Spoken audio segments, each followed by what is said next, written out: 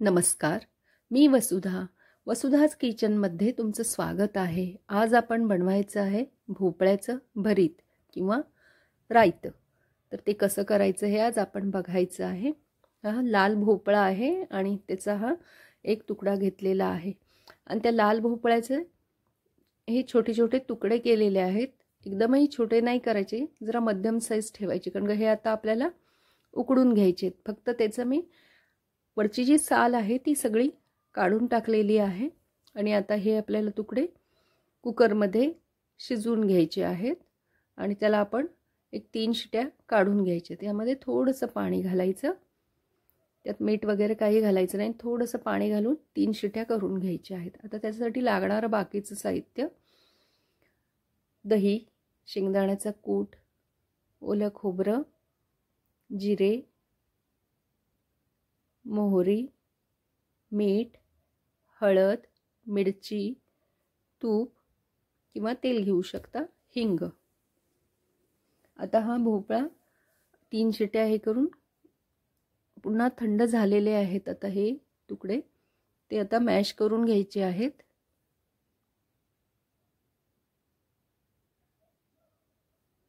आपण कुकरमध्ये न शिजवता एखाद्या भांड्यातही सेपरेट शिजवू शकतो. पण ज्यावेळी कुकरमध्ये आपण भात लावत असतो किंवा डाळ शिजवतो तर त्याच्याबरोबर आपण हेही भांडं ठेवू शकतो.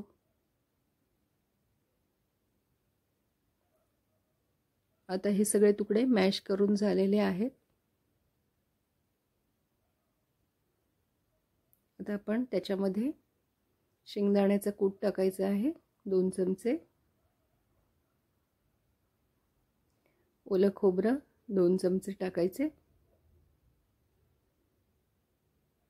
दही घालायचं आधी पाव वाटी. थोडीशी कोथिंबीर, मीठ घालायचे आणि हे सगळं मिक्स करून घ्यायचं आहे.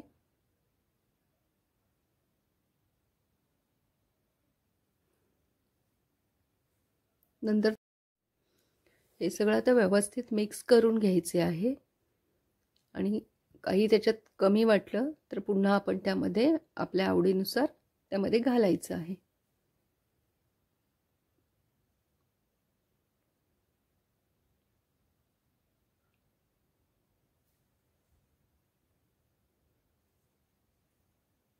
आता आपण याची फोडणी करून घेऊया.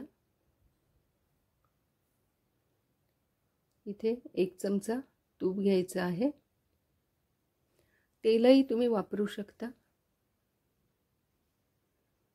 आणि तूप चांगलं तापल्यानंतर त्याच्यामध्ये थोडीशी मोहरी, जिरे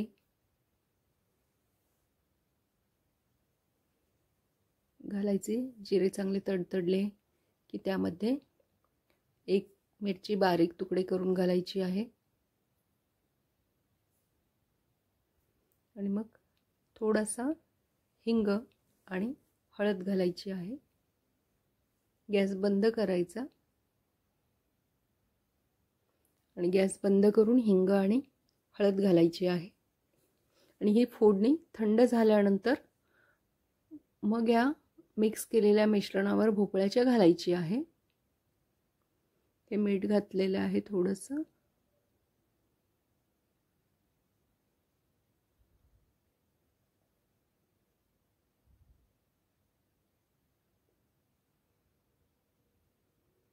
तर ही थंड झालेली फोडणी याच्यात मिक्स करून घ्यायची आहे.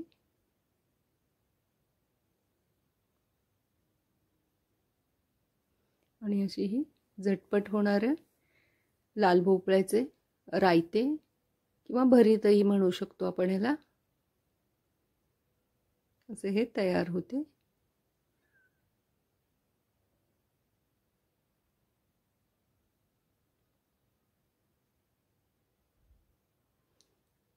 आणि काही वेळेला मुलांना लाल भोपळ्याची भाजी आवडत नाही तर तुम्ही असं रायतं करून देऊ शकता.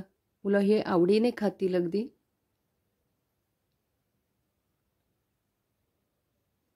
तर अशा रीतीने हे लाल भोपळ्याचे रायते तयार झालेले आहे.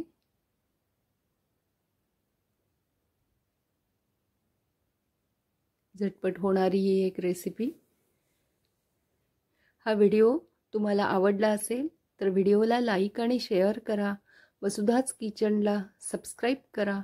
पुन्हा भेटूया नवीन एका स्वादिष्ट रेसिपीसह. धन्यवाद.